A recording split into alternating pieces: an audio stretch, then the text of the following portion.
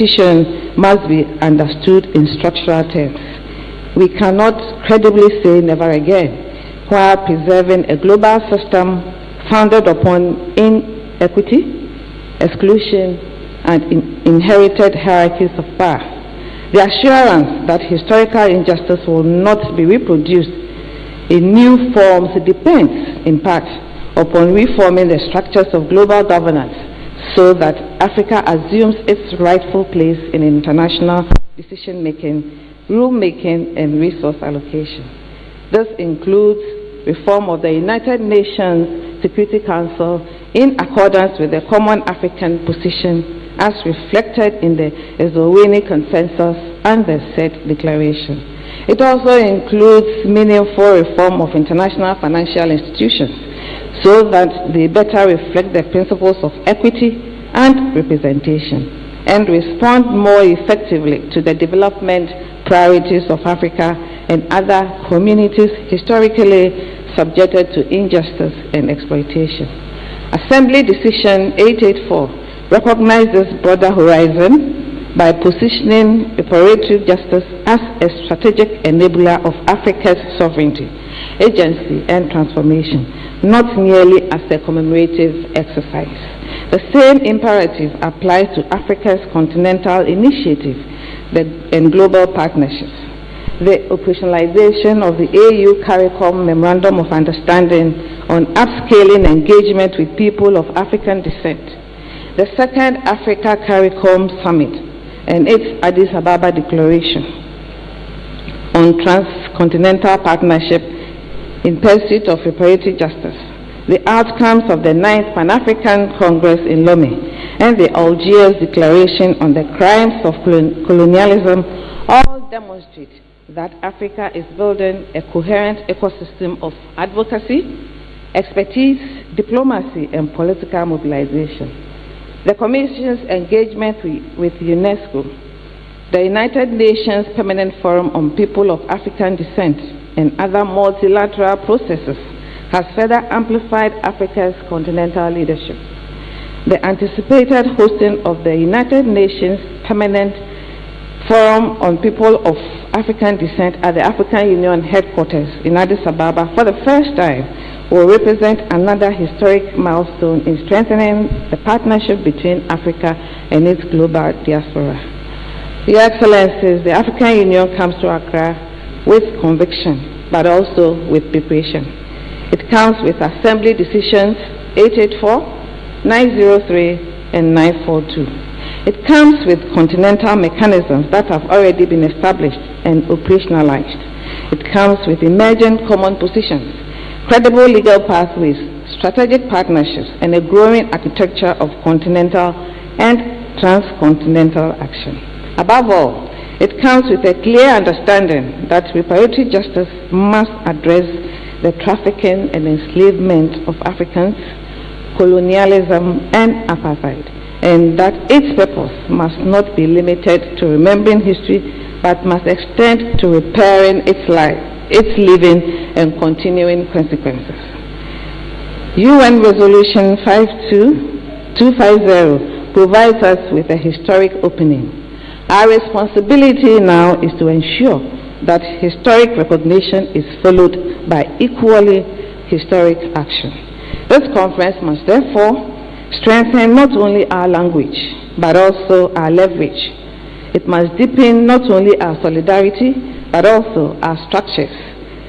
Let it preserve not only our memories, but also propel our movement towards implementation.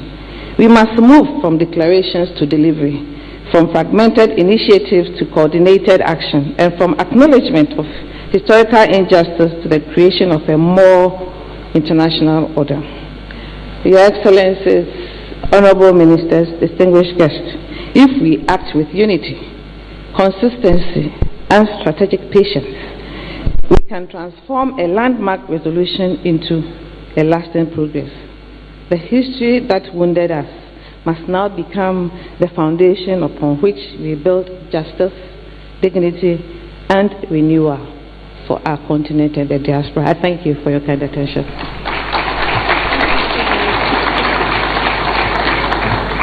Thank you very much, Her Excellency Amachum Anwar, Commissioner for Health, Humanitarian Affairs and Social Development of the African Union. Now, ladies and gentlemen, before we proceed to the next remarks, I'd like to mention that Miss Christiane Taubira, former Minister of Justice in the French Republic, 25 years ago was the Attorney General who brought legislation to the French Parliament declaring slavery a crime against humanity. Next month, actually, serves her 25th anniversary of her struggle. Please give her a big round of applause.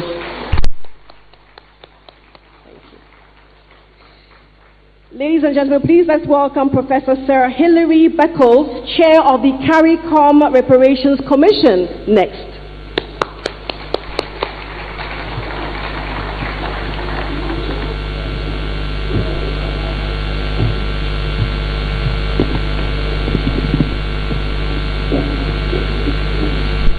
Our distinguished President Mahama and his team, Excellencies, dignitaries, and of course I must recognize my own Prime Minister, Mayor Motley. The door of return has been flung open. Thus we are here. And it is significant that Ghana has opened the door of return. Some 10 million of our people were shipped across the Atlantic to CARICOM. Another 10 million were shipped across the Atlantic to the Americas.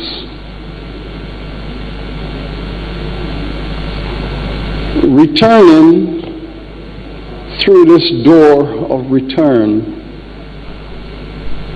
is not just a history of that atrocity. What has returned is a level of consciousness returning through this door that will shape the world in this 21st century. Returning through this door is the CARICOM 10-point plan for global reparatory justice.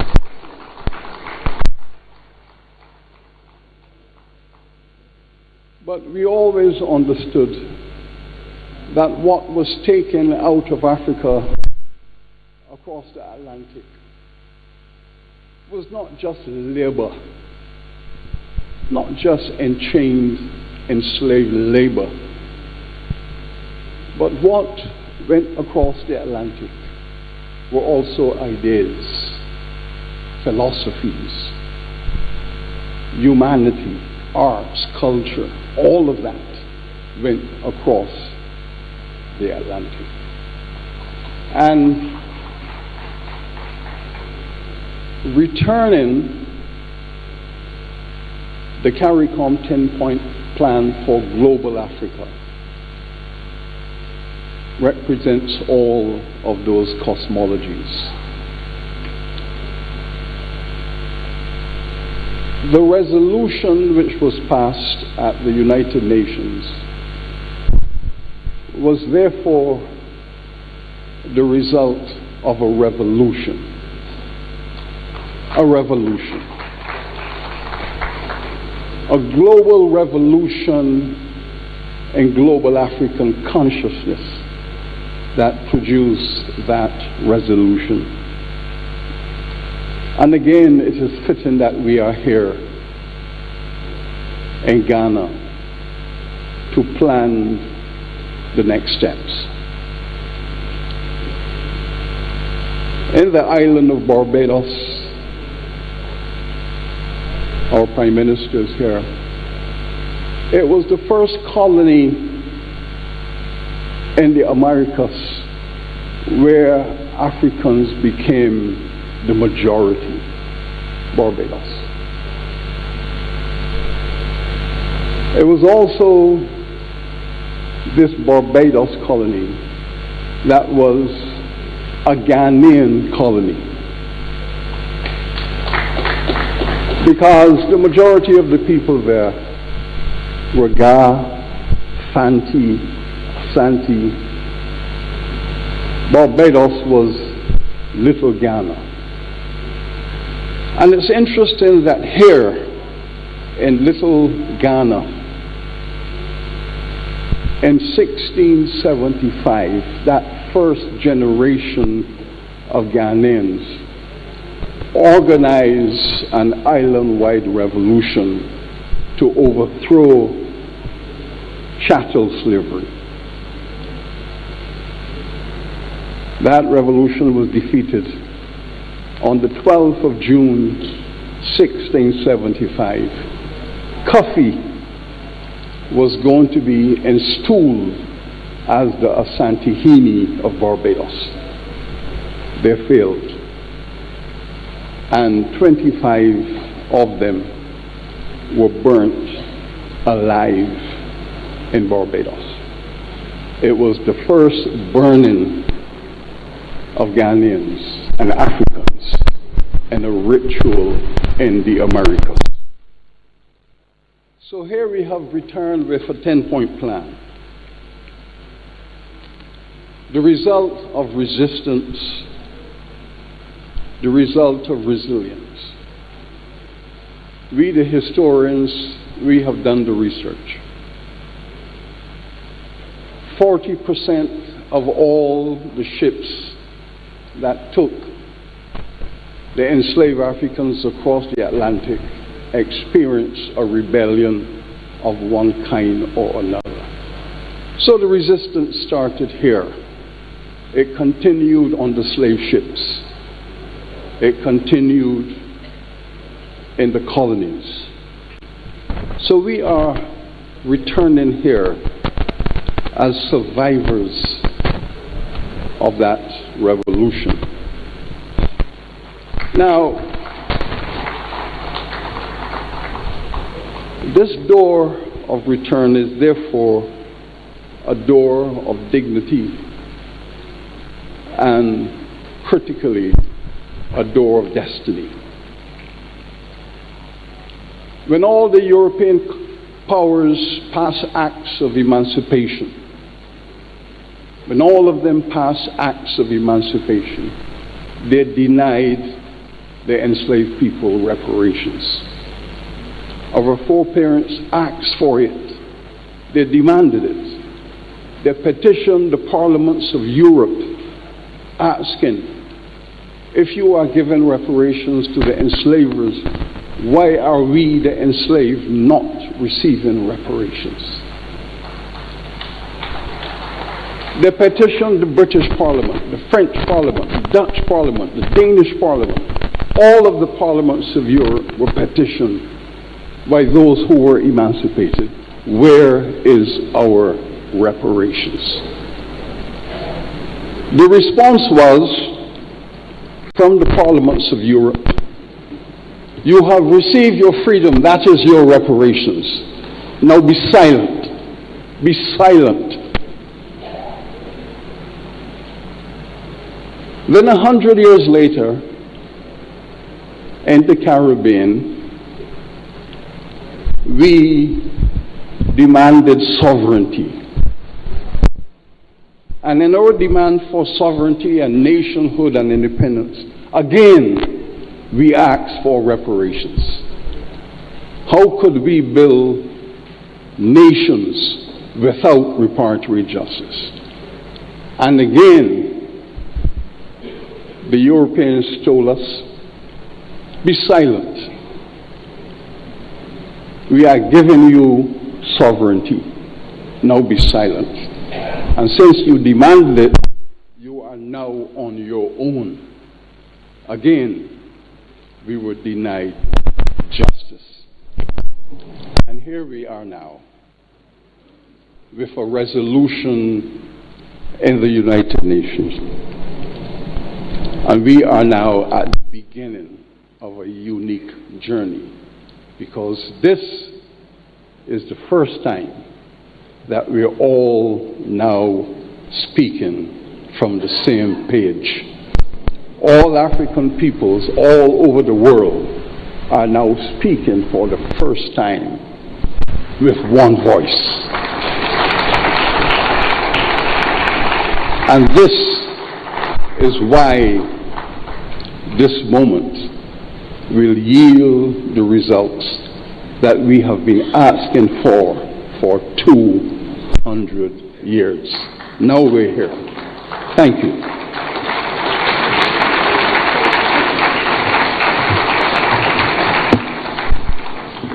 Ladies and gentlemen, one more time for Professor Sir Hilary Beckles, Chair of the CARICOM Reparations Commission. Now, ladies and gentlemen, it gives me the utmost pleasure and honor to welcome on stage the writer, the playwright, the Nobel Laureate winner. Please welcome Wole Soyinka.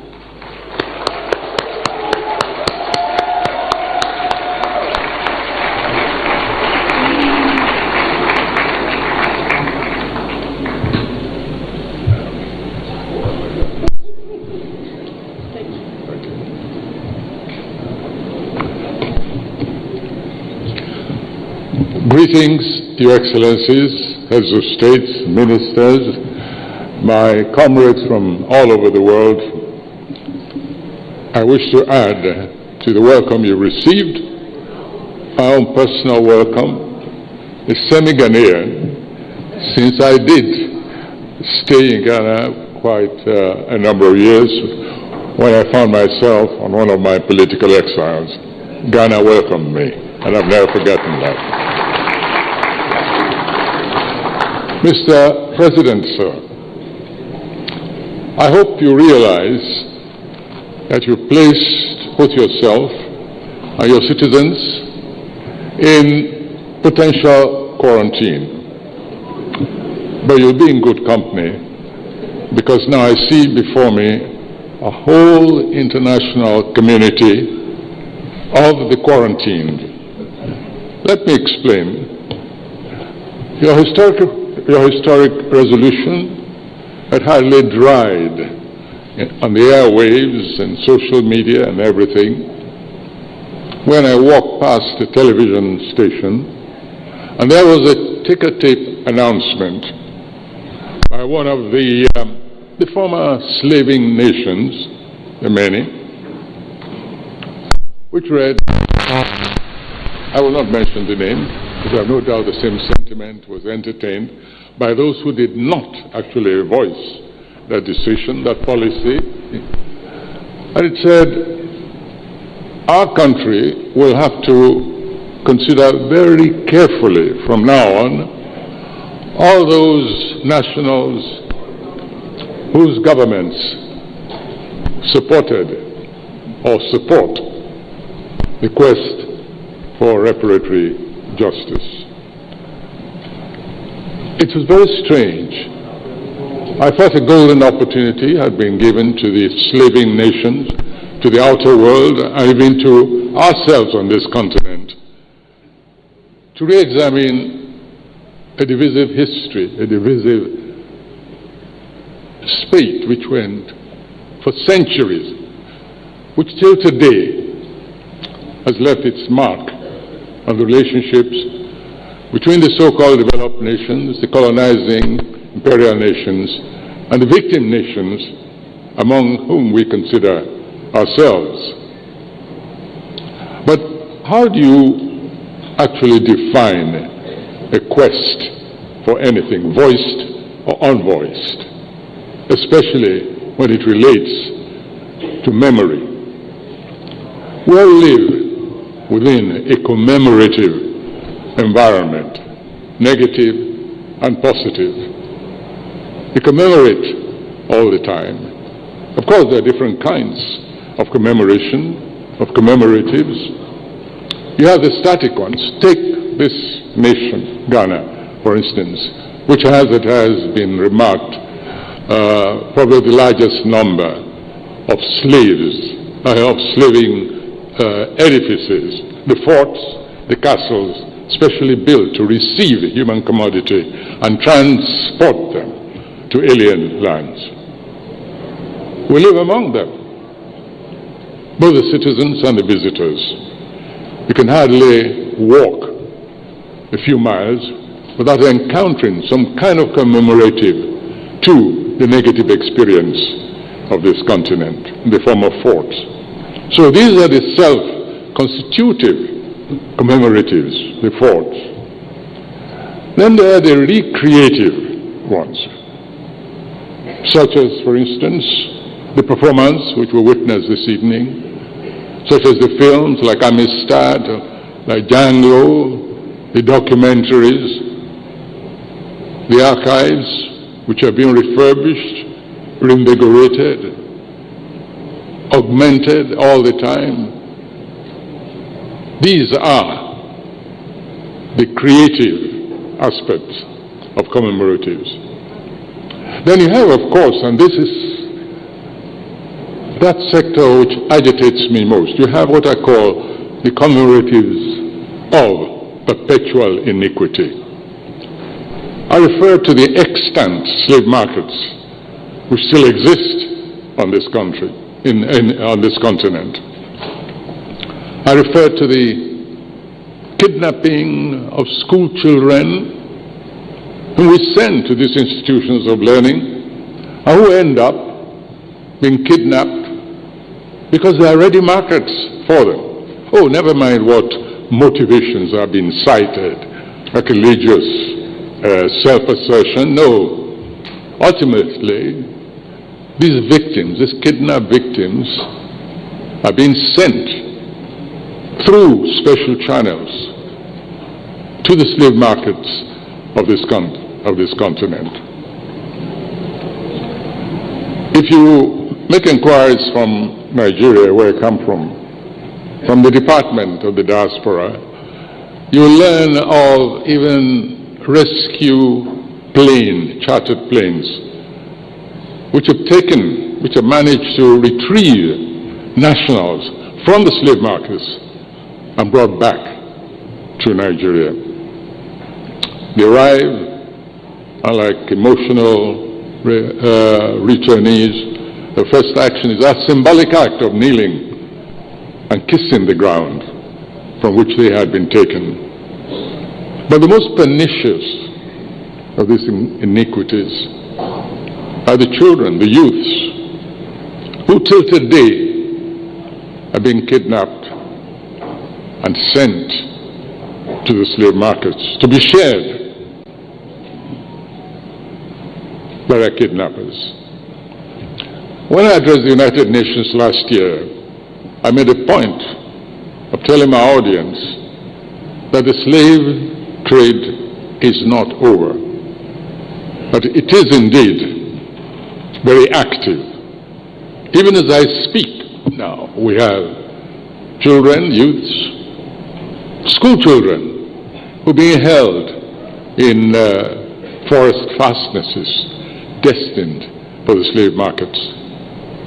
Now, the nation, our former colonizing nation and slaving nation, which said they will consider very seriously the granting of visas to those who insist on reparations, are they really thinking? Are they of this world, or are they from another planet? If ever there was a justification for this gathering, it is those of that mental state of retrogressive understanding of history and of human relationships.